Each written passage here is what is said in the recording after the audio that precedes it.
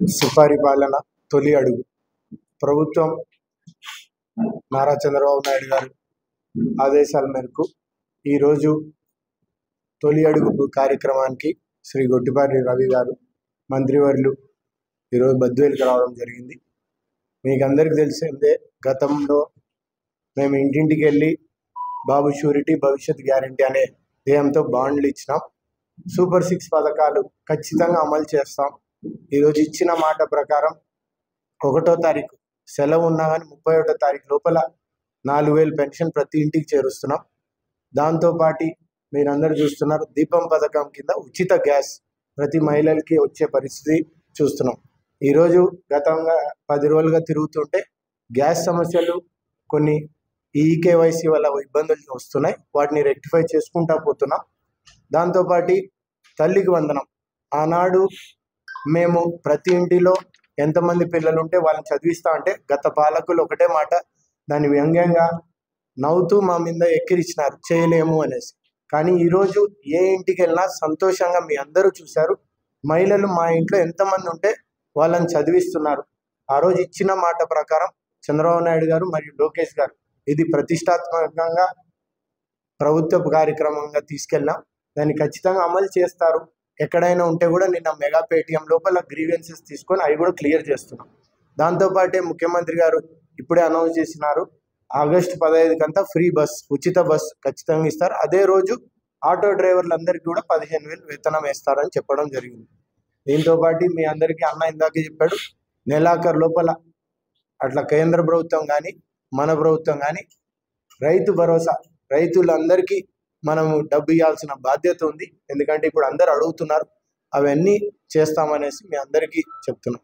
ఈరోజు బద్వేలుకి వచ్చినప్పుడు బద్వేల్లో ఉన్న ప్రధానమైన సమస్యలు, ఈరోజు ఆర్డిఎస్ఎస్ జిల్లాలో అందరికంటే మొత్తం ఫస్ట్ ప్లేస్లో ఉన్నదానికి మంత్రివర్యులు రవీణకి చాలా కృతజ్ఞతలు మీ అందరికీ ద్వారా తెలియజేస్తున్నాయి. ఎందుకంటే మనం వెనకబడిన ప్రాంతం అన్నా కానీ ప్రతి పల్లెకి 3 ఫేజ్ కరెంట్ ఖచ్చితంగా ఇప్పిస్తానని ఆ రోజు మాట ఇచ్చినాడు అన్న. అదేవిధంగా ఈరోజు 50% మన తాలూకాలో క్లియర్ అయింది సర్వే ప్రకారం ఫస్ట్ ఫేజ్ 1లో, మిగతాది కూడా తొందరగా అయిపోతాయి. దాంతోపాటు మేము ఒక 6 సబ్స్టేషన్లు కోరడం జరిగింది. అన్న ఇప్పుడున్న ఫేజుల్లో ఏమి ఇస్తారో ఆయన రివ్యూ మీటింగ్ తర్వాత తెలియజేస్తారు. తర్వాత మనకున్న సచివాలయాలు ఉన్నా కానీ 14 సచివాలయాలకి ఈడ పోస్టింగ్ లేదు, జేఎల్ఎంస్ కానీ వీటికి ఈ ఉద్యోగాలు కానీ ఇవన్నీ భర్తీ చేయాలి. అవి వాళ్ళ ప్రొసీజర్ ప్రకారం ఎలా ఉంటే అవి చేయమని అడిగినాం. దీంతోపాటు మీ అందరికి తెలిసిందే, అన్ని విషయాల్లో మనం కరెంట్తో పాటు ఇండస్ట్రీ కావాలి. కాబట్టి నేను అన్నకి గతంలోనే వాళ్ళ ఆఫీస్ సిబ్బందికి ఒక సర్వేగా చేసి పూర్వం వల్ల 600 ఎకరాలు చూసాం. సోలార్ ప్రాజెక్టు మాకు కేటాయించాలనేసి మేము మీ అందరి ద్వారా ఇక్కడ ఉన్న తాలూకా వాళ్ళ ద్వారా ఇస్తే ఇక్కడ ఉన్న వాళ్ళకి అన్న ఇందాకే చెప్పాడు, ఉద్యోగాలు వస్తాయి.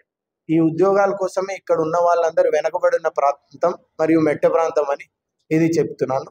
తర్వాత ఇరిగేషన్ వాళ్ళు కూడా చాలామంది మాట్లాడినప్పుడు ఒకటే అడిగారు, మనకు ప్రాజెక్ట్ ఉంది, ఇక్కడికి ప్రాజెక్టు నుంచి నీళ్ళు రావాలన్నప్పుడు లిఫ్ట్ ఇరిగేషన్ కాబట్టి ఈ ఆర్డిఎస్ఎస్ కానీ ఈ ఎక్స్టెన్షన్ ఆఫ్ హెచ్టీ కానీ లేకపోతే ఎల్టీ లైన్స్ జరిగేటప్పుడు ఫ్యూచరిస్టిక్గా అవసరం ఉన్న దగ్గర లిఫ్ట్ ఇరిగేషన్ కావాల్సిన పవర్ కూడా రెడీ అవైలబుల్ సబ్స్టేషన్ నుంచి ఉండేటట్టు చూడమని కోరడం జరిగింది. ధన్యవాదాలు.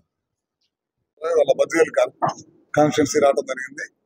ముఖ్యంగా ప్రభుత్వం వచ్చి సంవత్సరం అయింది.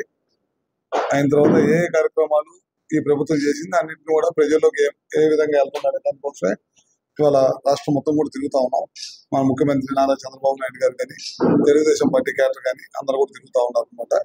మా కేఎస్ఎస్ ద్వారా ప్రతి ఇంటికి వెళ్ళి ఈ కార్యక్రమాలన్నీ కూడా అందేటట్టు చేస్తున్నాం. మనం ప్రభుత్వం వచ్చి ఏదైతే ఆ రోజు మనం చెప్పామో ఎలక్షన్ హామీలు ఇచ్చాము, ముఖ్యంగా పిల్లలు చదువుకోవడానికి డబ్బులు ఇచ్చే కార్యక్రమం కానీ రైతులకు ఇచ్చే కార్యక్రమం తొందరలోనే మొదలు పెడతాం.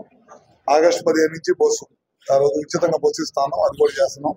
పెన్షన్స్ ఏదైతే చెప్పామో మాట ఇచ్చిన దాని ప్రకారం 4,000 రూపాయలు పెన్షన్ పెంచాం.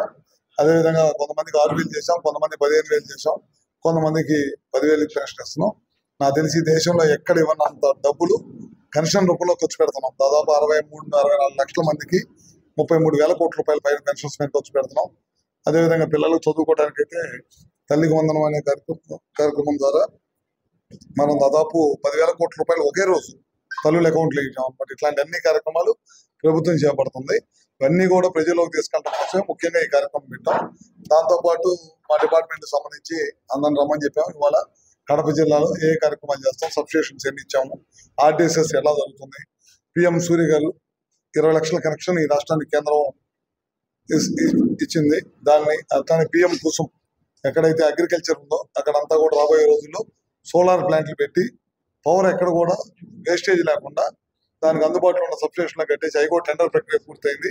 ఇవన్నిటిని కూడా వినియోగంలోకి తీసుకొచ్చే కార్యక్రమంలో ఈ ప్రభుత్వం ఉందన్నమాట. ఖచ్చితంగా రాబోయే రోజుల్లో ఏ కార్యక్రమం ఉన్నా సరే మా పవర్ డిపార్ట్మెంట్ సంబంధించిన ఏదైనా సరే అన్ని కూడా తప్పకుండా చేస్తాం. కరెంటు బిల్లులు అయితే గత ప్రభుత్వం విపరీతంగా నిర్వీర్యం చేసింది వ్యవస్థని. దాదాపు 1,30,000 కోట్లు అప్పులు చేసేసి కరెంటు వ్యవస్థని మా డిపార్ట్మెంట్నే సర్వనాశనం చేశారు. ఇప్పుడు అన్నింటిని కూడా దాన్ని రెక్టిఫై చేసేసి పవర్ బిల్లు పెంచకూడదు అనేది ముఖ్యమంత్రి గారి ధ్యేయం. రాబోయే రోజుల్లో పవర్ బిల్లు పెంచకుండా ప్రజలకి నాణ్యమైన విద్యుత్ 24 hours ఇవ్వాలి. దీంట్లో పాటు సోలారు విద్యుత్తు, సోలారు, విండ్, పిఎస్పీలు ఎక్కడైతే మనకు అనుకూలంగా ఉన్నాయో అన్ని కూడా రెడీ చేసి తీసుకురావాలన్నమాట. ఎందుకంటే మనం అప్పట్లో 14 to 19 రాష్ట్రం విభజన అయిపోయిన తర్వాత మన రాష్ట్రంలో 7,000 మెగావాట్ల నుంచి 8,000 మెగావాట్ల పైన రెన్యూబుల్ ఎనర్జీలో మనం పెట్టిన తర్వాత గడిచిన 5 సంవత్సరాలు ఒక్క మెగావాట్ కూడా ఈ రాష్ట్రానికి అందుబాటులోకి రాల. మన తర్వాత స్టార్ట్ చేసిన రాష్ట్రాలు గుజరాత్ కానీ, రాజస్థాన్ కానీ, కర్ణాటక అన్ని కూడా ముందుకెళ్ళిపోయినాయి. ఇప్పుడు వాటితో పాటు పోటీ పడాలనే ఉద్దేశంతో మనం రెన్యూబుల్ ఎనర్జీకి సంబంధించి చాలా సంస్థల్ని కాన్ఫిడెన్స్ క్రియేట్ చేసి, ఎందుకంటే గతంలో చాలా ఇబ్బందులు పడ్డారు, వాళ్ళందరూ కూడా కాన్ఫిడెన్స్ క్రియేట్ చేసి మళ్ళీ తీసుకొస్తున్నాం. వీళ్ళందరి చేత ఇండస్ట్రీస్ పెట్టిస్తున్నాం, రెన్యూబుల్ ఇండస్ట్రీస్ పెట్టి పవర్ తయారు చేపిస్తున్నాం. మనకి అనువైన ప్రదేశం రాయలసీమ అనే ప్రాంతం మనకి మంచి అనువైన ప్రదేశం.